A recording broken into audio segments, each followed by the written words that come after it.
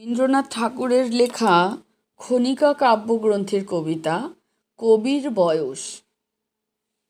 ওরে কবি, সন্ধ্যা হয়ে এলো, কেশে তোমার ধরেছে যে পাক, বসে বসে ঊর্ধ্ব পানে চেয়ে শুনতেছ কি পরকালের ডাক।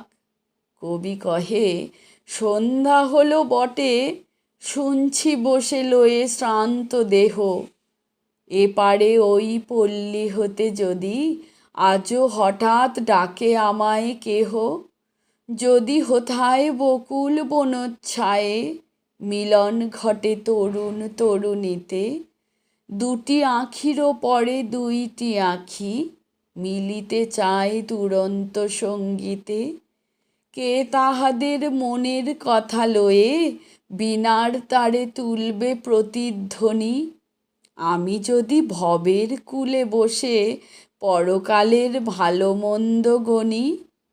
সন্ধ্যা তারা উঠে অস্তে গেল, চিতা নিবে এলো নদীর ধারে, কৃষ্ণপক্ষে হলুদ বর্ণ চাঁদ দেখা দিল বনের একটি পাড়ে।